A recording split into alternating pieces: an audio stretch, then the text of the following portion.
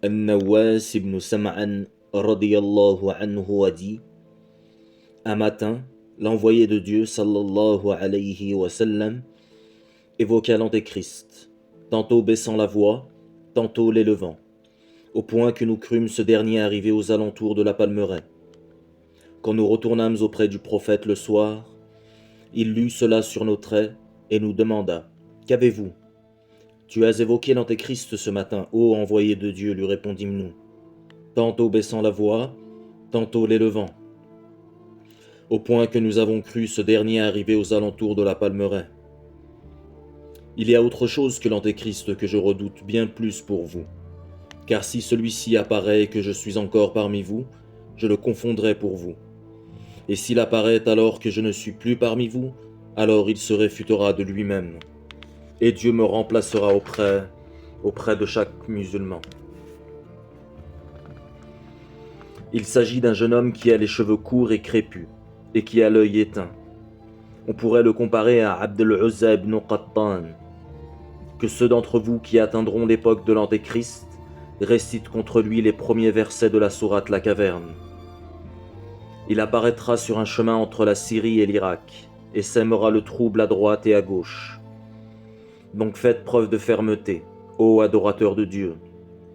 Nous demandâmes alors: ô envoyé de Dieu, combien de temps restera-t-il sur la terre? 40 jours, répondit le prophète.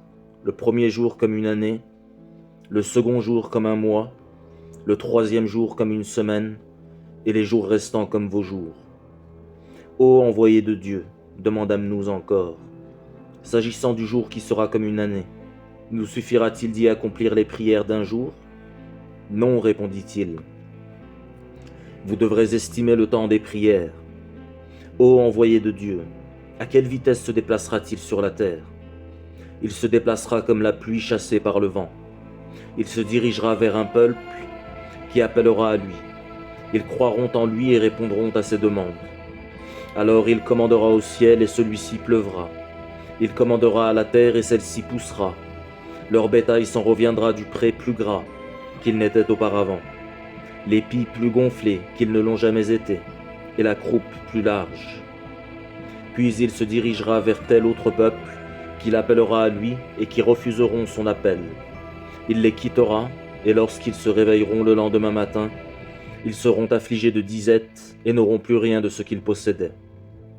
L'Antéchrist passera ensuite devant des ruines et leur ordonnera: faites sortir vos trésors, et les trésors le suivront tel un essaim de faux bourdons. Puis il appellera un jeune homme en pleine force, et le sectionnera en deux d'un coup de sabre, telle la flèche qui touche son but. Puis il l'appellera encore, et le jeune homme arrivera en riant, le visage rayonnant.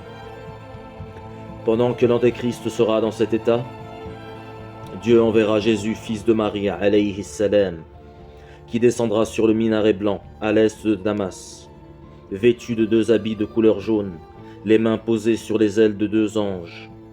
Quand il baissera la tête, des gouttes s'en écouleront.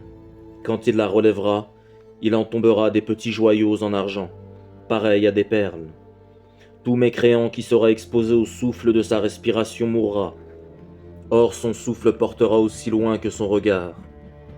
Jésus poursuivra l'Antéchrist et finira par l'atteindre à la porte de Loud, où il le tuera. Puis Jésus se rendra auprès d'un peuple que Dieu aura préservé de l'Antéchrist. Il les guérira de la peur et les entretiendra des degrés qu'ils occuperont dans le paradis. Pendant que Jésus alayhi salam sera dans cet état, Dieu lui inspirera: j'ai suscité des serviteurs à moi que nul n'est en mesure de combattre. Alors offre à mes serviteurs croyants un asile sûr dans la montagne. Puis Dieu enverra Gog et Magog, qui dévaleront de tout monticule. Leur avant-garde passera devant le lac de Tibériade et boira ce qu'il contient, faisant dire à l'arrière-garde qui passera derrière elle: il y avait ici autrefois de l'eau.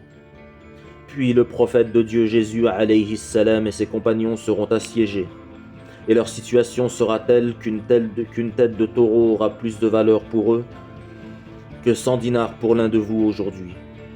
Alors le prophète de Dieu Jésus alayhi salam et ses compagnons se tourneront vers Dieu pour lui adresser des prières. Sur quoi Dieu enverra contre Gog et Magog une vermine qu'il leur rongera le cou et les dévorera comme un seul homme. À ce moment, le prophète de Dieu, alayhi salam, Jésus et ses compagnons, redescendront dans la plaine. Ils ne trouveront pas un empan de terre qui ne soit infecté de l'odeur fétide et puante de leurs cadavres. Alors le prophète de Dieu, Jésus, alayhi salam, et ses compagnons se tourneront vers Dieu pour lui adresser des prières. Dieu leur enverra des oiseaux ayant un cou semblable à celui du chameau, qui les emporteront et les jetteront là où il plaira à Dieu. Puis Dieu enverra une pluie qui n'épargnera ni maison ni tente, et qui lavera la terre, la laissant tel un miroir. Ensuite il sera ordonné à la terre, fais pousser tes fruits et redonne tes bénédictions. Ce jour-là, le groupe mangera des grenades sous l'écorce desquelles ils pourront jouir de l'ombre. Dieu bénira le lait au point que la traite d'une chamelle suffira à une troupe d'hommes, celle d'une vache suffira à une tribu entière, et le lait d'une brebis suffira à une section de tribu.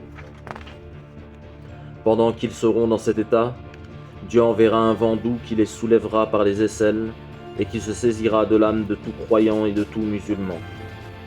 Seuls demeureront les pires des hommes, qui copuleront en public comme des ânes. C'est sur eux que se lèvera l'heure.